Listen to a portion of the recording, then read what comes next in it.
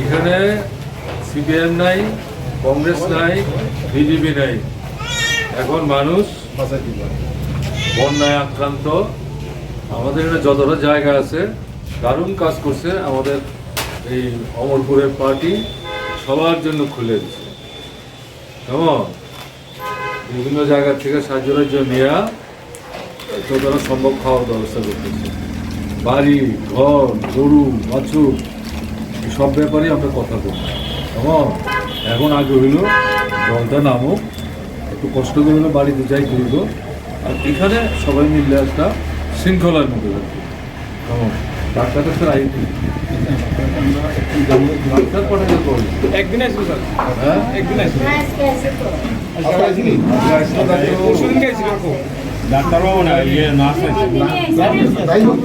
কিন্তু জায়গা যেহেতু 500-600 লোকের ব্যবস্থা এখানে, ডাক্তার তো প্রতিদিন তো যাই কত কথা বলবো। ঠিক আছে চশমা এটা তো তোমার মুখের থেকে বড়, কেমন না? আরো বড় হয়ে এলো তারপর চশমা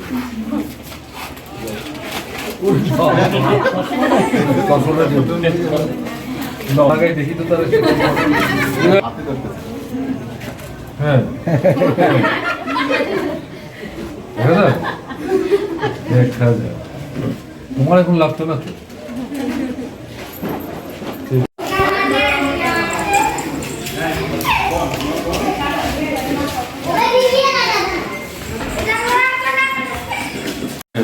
শরণার্থী কালের মধ্যে এই মানে বৃষ্টি যেটা হলো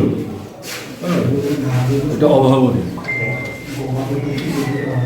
বৃষ্টি হতে পারে কিন্তু তার যে তীব্রতা ব্যাপকতা এরকম, এটা আগাম হয়তো অনুমান আমাদের যারা মেট্রোলজিক্যাল ডিপার্টমেন্ট তাদের পক্ষে সেটা হয়তো করা সম্ভব হয়নি, এই জন্য কাউকে দায়ী করে না।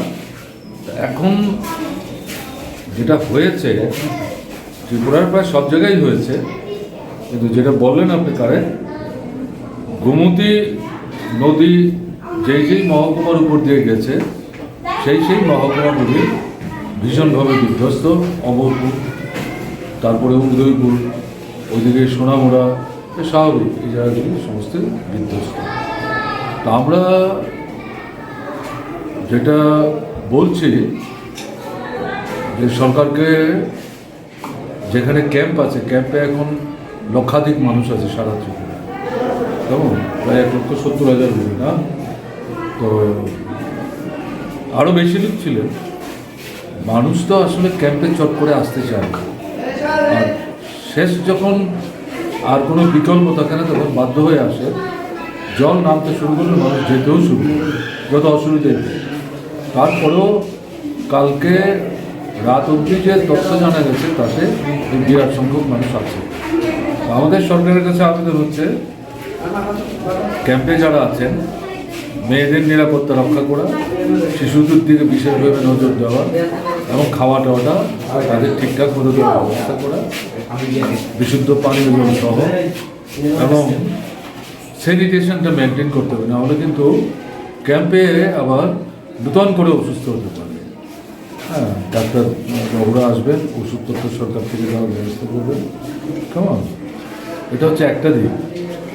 দ্বিতীয় যেটা আমরা বলতে চাইছি সেটা হচ্ছে যাদের ঘরবাড়ি ভেঙে গেছে, চট করে যেতে পারবে, সেই জায়গাতে দ্রুত সরকার থেকে উদ্যোগ নিয়ে বাড়িঘর তৈরি করে দেওয়ার চেষ্টা করা, অন্তত পরিবারটা নিয়ে যাতে ঘরে উঠতে পারে। তারপরে আমরা যেটা বলছি, আপনার অমরপুরী সন্ন্যাসে যে 2জন না 3জন তারা এই বন্যার সময় প্রাণ হারিয়েছেন জলডুবে। সারা ত্রিপুরাতে সংখ্যাটা একটু বেশি, কেমন প্রায় এটা 25-এর মতো হবে। তো আমাদের বক্তব্য হচ্ছে এই পরিবারগুলোর পাশে সরকারকে দাঁড়াতে হবে। হ্যাঁ, এটা তারা হয়তো একটা অঙ্কের টাকা তাদের দেওয়ার চিন্তা করছেন, এটা খুব একটা যথেষ্ট না। এটা সর্বভারতীয় প্যাটার্নেই সেন্ট্রাল গভর্নমেন্ট থেকে যে টাকা এসছে সেটা ত্রিপুরা সরকার দেওয়ার চেষ্টা করছে। আমাদের আবেদন থাকবে এই টাকার পরিমাণটা বাড়ানো। দ্বিতীয় যেটা, এই যে পরিবার তাদের যদি যিনি মারা গেলেন তিনি যদি মানে পরিবারের আয় উপার্জনের সাথে যুক্ত থেকে থাকেন, মারা গেলেন, তাহলে এই পরিবারটা চলবে কী করে?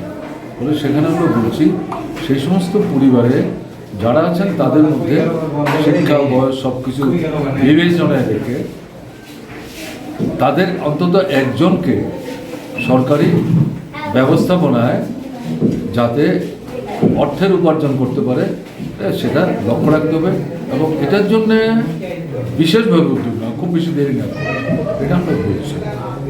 আর আহত যারা হয়েছেন, অসুস্থ যারা হয়ে পড়েছেন, হাসপাতালে নিয়ে যাওয়া, যদি হাসপাতালে না নিলেও চলে, হ্যাঁ তাহলে তো ঠিক আছে, তাদের চিকিৎসা হাসপাতালে রেখে অথবা বাইরে এই দায়িত্বটা সরকারকে এখন দিতে হবে। হচ্ছে বিশেষ করে আমাদের বলা, পানীয় জলের প্রতি নজর রাখতে হবে। আর বিদ্যুৎ, এটা তো এখন প্রায় আমাদের দৈনন্দিন অত্যাবশ্যক বিষয়ের মতো হয়ে গেছে। এই দুটোকে ঠিকঠাক করা, বিদ্যুৎ ঠিক না হলে পানীয় জল কিন্তু সমস্যা হয়ে যাবে।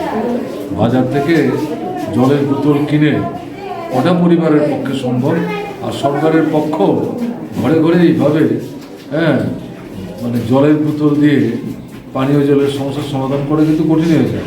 কিন্তু একটা পর্যায়ে হয়তো করতে হবে, যে বিদ্যুৎটা ঠিকমতো নিয়ে গেলে পরে এই পানীয় জলের মেশিন টেশিন এগুলো সেখানে চালু হলে সুবিধা হবে। এর বাইরে যেটা, সেটা হচ্ছে কৃষি তো বিরাট ক্ষতি হয়েছে। সরকারি ডিমান্ড করেছে প্রায় 15,000 কোটি টাকার মতো ক্ষতি হয়েছে, এবং এটা চূড়ান্ত না, সরকার এখনও ওটা চালাচ্ছেন, তথ্যাদি সংগ্রহ করছেন ন্যাচারাল। আমরা যেটা বলছি, কৃষি, তারপরে মৎস্য এবং পশু, কেমন এই তিনটা বিষয়ে যা ক্ষতি হয়েছে মানুষের, এটা নিরূপণ করা এবং সেই সমস্ত পরিবারগুলির পাশে সরকারকে বিশেষ সাহায্য নিয়ে দাঁড়ানো, এবং কৃষি যাতে মানে এই যে নষ্ট হয়ে গেল জলটা নামার পর যেই কাজটাই করা সম্ভব সেই কাজটা করার জন্যে দ্রুত কৃষি দপ্তর এবং উদ্যান চর্চা যে দপ্তর আছে, হর্টিকালচার, উভয়ের সম্মেলনে সেখানে কিন্তু দ্রুত একটা পদক্ষেপ, একটা প্যাকেজ তৈরি করে সরকারের সেখানে যাওয়া দরকার। এটাই আমাদের বক্তব্য। আর এই সময়ে যেটা বলবো যে দলাদলি করা ঠিক না, মানুষ বিপন্ন, সরকার চালাচ্ছে, সরকার চেষ্টা করছেন, হ্যাঁ তাদেরও কতগুলি সীমাবদ্ধতা আছে, এর মধ্যে তারা উদ্যোগ নেওয়ার চেষ্টা করেছেন, সমস্যা কিছু থাকতেই পারে, এগুলো নিয়ে এই মুহূর্তে আলোচনা করা ঠিক না। সরকারকে দল মত নির্বিশেষে সবার তরফ থেকে সাহায্য করা দরকার। সরকারেরও উচিত মানে কোনো রকম সংকীর্ণতার বেড়াজালে নিজেদেরকে আবদ্ধ না রেখে খোলা মন নিয়ে, উদার মন নিয়ে সবাইকে একসাথে করে এই মানে বিপন্ন সময়ে মানুষের পাশে দাঁড়িয়ে যাতে মানুষকে বিপদমুক্ত হতে সাহায্য করতে পারে।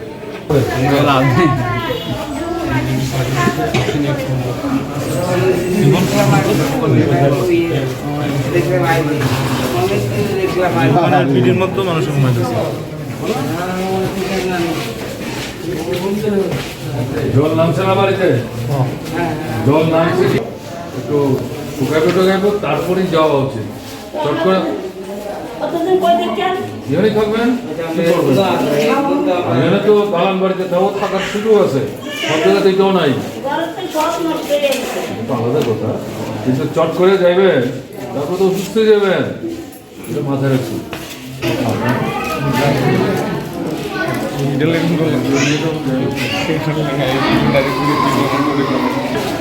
কোনরা